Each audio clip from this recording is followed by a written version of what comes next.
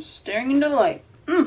Hi guys, welcome back to my channel. So today I wanted to start, I guess you would call it a new series on my channel, where I do a monthly favorites. This concept isn't exactly new on YouTube, I know, but I did just want to share some, books, movies, products. It's going to be kind of a range of things that I liked within the previous or the ending month. I did get this idea around the end of December, but there was just so much going on with the holidays that I didn't really get a chance to film it. And so there's actually a lot of good things, products, movies, books, whatever, that I experienced in 2018, but I'm not really going to get a chance to talk about them, so darn. There's going to be one exception to this. I do want each monthly favorites video to feature at least one indie book, and I haven't actually finished reading any indie books this month, so I'm going to talk about the ones that I read in 2018. And I figure starting with the indie books that I read is a good place to start. These are in no particular order. I'm just going to talk about them as they are stacked around me. I mean, that sounds like I'm surrounded by books. I'm really not. There's not that many, so yeah. Hi, how can I help? I don't have any more popcorn. Can I talk about a favorite snack? I rediscovered how much I love white cheddar popcorn in 2018. So the first indie book that I want to talk about is called Asunder by Elle Steinworth. I really wish I had a physical copy of this, but I bought it on Kindle because you guys probably can't see the cover very well, but it looks so much better in color, and the author painted the cover herself, like on a full canvas with real paint. So I think that's really impressive. So unfortunately I just have this little black and white picture, but the actual cover looks amazing, so definitely look it up. I don't want to talk too much in detail about each of these books because I do have quite a few things that I'm going to cover in this video, but basically it deals with a professional thief, I guess that's what you could call it, professional thief, named Alden, and he's part of a thieves guild where their current mission is to kidnap a princess, and obviously things go kind of awry. This is probably the first and only book that I've read so far that involves like thieves and rogues and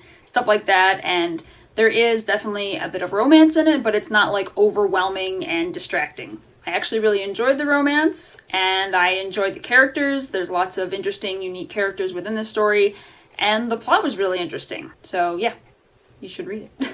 The next indie book that I want to talk about is called A Cactus in the Valley by Olivia J. Bennett. And this is a young adult contemporary survival type novel where two teenagers crash in the desert and have to survive. I was definitely taken in by the whole, survival and the travel aspect of it, but then you find that not only are they traveling through a very perilous desert where there's all kinds of risks at hand, they're both overcoming internal struggles based on their past and who they are, and it's just really interesting how the real world struggle that they're dealing with at the time coincides with, their past mistakes. Again, I really recommend this book. The next indie book that I want to talk about is called The Phoenix Host by C.K. Miller, and this is a fantasy young adult novel in which the protagonist is burdened by nightmares that wake her up with burning pain throughout her body and nosebleeds and all kinds of crazy stuff. That sounds awful. She realizes that she's actually cursed, and I don't want to get too much into the nitty-gritty details, but while she's trying to figure out this curse and how to break it, she also has to deal with wars that are going on and a mistake in which some people that she and other soldiers were escorting were killed, and there's just all kinds of stuff going on, and it really took me on an interesting journey that captured me the whole time. And this is another book where there's a bit of romance. Actually, the last one had some romance too. Actually, all of these books have a little bit of underlying romance, but it's never like obnoxious. And I'm not really like a romance person, so I really appreciate that these books just have sort of subtle romances. That's not like the main thing that's going on. It's much more about the characters and the plot. And definitely recommend this book as well. And the last indie book that I want to mention in this month's favorites video is Evelyn's Number by Bethany Atazadeh. Hope I'm pronouncing that right. In this world, everyone is assigned a number which is tattooed on them permanently, and it basically signifies their worth within the world. And obviously, Evelyn did not get the number that she expected, and so she has to deal with the consequences of that. It's a very interesting concept, and again, definitely recommend. The next favorites that I want to talk about are actually two movies that I saw this month. They didn't come out this month, but I just happened to watch them in January 2019, so that's why I'm going to talk about them. The first one is The Theory of Everything, which came out a few years ago. This movie depicts Stephen Hawking's life before he developed ALS, or Lou Gehrig's disease, and what he had to deal with and what his wife had to deal with as they tried to overcome his disabilities and so that he could move on to do all the things that he did with his professional career. And the really interesting thing was that he was only given 2 years to live, but he actually lived to be 76 years old at the time of his passing. The movie itself is definitely a more fictional, sort of dramatized version of his life, but the thing I really liked about this movie was that it is sort of a romantic drama. It doesn't just talk about his career specifically, it really touches more on his home life and how he and his wife and family had to live with this disability and overcome it so that he could move on to do amazing things. The other movie that I really liked that I watched in January was Coco. This is a Disney Pixar movie that came out in 2017, but I finally got around to watching it on Netflix. And I don't know if I was just having like a weird emotional day, but I feel like I was crying like throughout the entire movie. I don't know. I think it was because people sort of set up the expectation that it was going to be somewhat sad. But I think just the whole heartwarming, like family something just touched a chord. And I was just like crying while I was enjoying it. The plot is basically about a young boy who dreams of being a famous musician, but his family is adamantly against music of all sorts because his, I believe, great-grandfather left the family and abandoned them to go be a musician. And so music has been completely outlawed in the family, and he basically travels to the world of the, I don't know what you call it, the afterlife on Day of the Dead to reconnect with his deceased family. And it sounds way more morbid now that I'm describing it very poorly. But it was actually really interesting to see the culture behind Day of the Dead and, you know, the heartwarming family stuff. And there's definitely a plot twist. And yeah, I cried.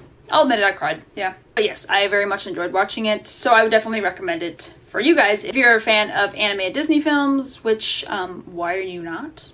And next I'm going to talk about a favorite show that I started watching in January, and that would be The Punisher on Netflix. My husband and I first started watching The Punisher a while ago, but season 2 apparently just recently came out. I don't know, but we just recently started season 2, and it reminded me that I really did enjoy the show. I'm generally not a huge fan of like Marvel comic book stuff, with the exception of X-Men, so I never watched the Punisher movies or read the books, but this is definitely a gritty, violent show, but it's actually really good. It's a really interesting story, and if you like watching people get beat up, then this is right up your alley. Wouldn't recommend it to kids, but I recommend it as a show in general. The next item I want to talk about, or items, is actually a brand of beauty self-care products, if that makes any sense.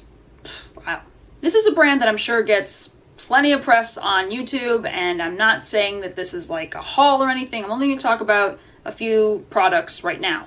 But that brand is Lush. First time I heard about Lush was actually on another YouTuber's channel. Molly Burke is a blind YouTuber who is a huge fan of Lush, and then I found that there's a Lush store very close to where I live, so I tried it out. The thing that really appeals to me about Lush is that they strive to have products that are cruelty-free, have minimal packaging, don't contain so many weird preservatives and weird chemicals that you probably don't want to be rubbing on your skin. And the reason I bring this up now is because part of my 2019 goals is to try to buy more natural products. I know natural is kind of like a buzzword that doesn't really mean much, but I think you kind of understand what I mean. I would love to eventually have all of my products be cruelty-free and more eco-friendly because the environment and animal rights are things that really are important to me. And that's why I really want to support a brand that seems to be their whole message is minimal packaging or sometimes no packaging and better for the environment, better for your body,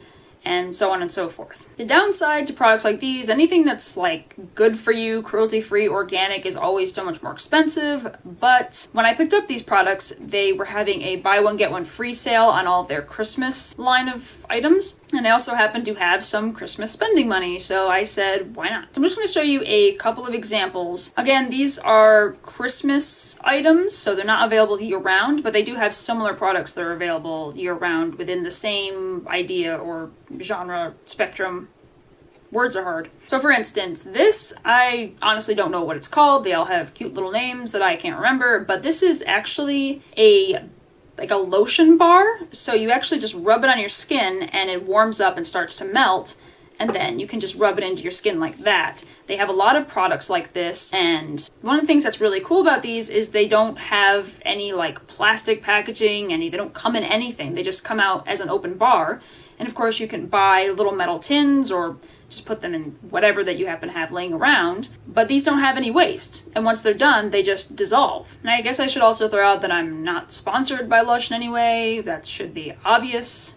But this just happens to be a brand that has started to appeal to me more recently, so I figured I would talk about it now that I have that out of the way. So this is a shower gel, and as you'll see, it is in some plastic packaging, but of course that is recyclable. It's made from 100% recycled plastic, and of course you can recycle it again. And one of the things that's cool about this, I do know that this particular one, Cinders, also comes in a package-free version, and I thought, what does that mean? You put body wash in what exactly? So it's actually a solid bar that, funny enough, looks like this packaging, but again, similar to these little lotion bars, you would just rub it on your skin and it dissolves like that. And pretty much everything that I've tried from them smells freaking amazing, and they work so far. Again, I haven't tried like a huge range of products. So far, I really like their skin lotions and stuff like that, but I definitely want to try more from them and also try to find other brands that are more eco-friendly, vegan, cruelty-free, and so on and so forth. So I guess that's all the stuff I have to show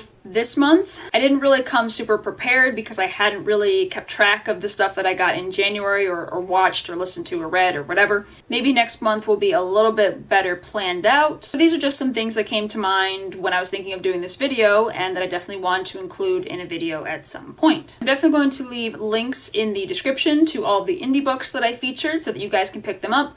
Again, I described them not very well. I didn't really want to describe the plot. I just wanted to feature them because I liked them, and I believe we should all be supporting indie authors and indie artists, and so I'm recommending all of them. If you'd like to support me, my book will also be linked below in the description. If you'd like to keep up with me on other social media, I will link those in the description. There's going to be a lot of stuff in the description, apparently. If you enjoyed watching this, definitely give me a thumbs up. If you have tried any of these products or seen the shows, movies, whatever, and you like them, leave a comment. If you like seeing favorites, definitely let me know, and I will keep doing them. Even if you don't say one way or the other, I still plan on doing more of them. So hopefully you enjoyed this kind of thing. So until next time, see ya!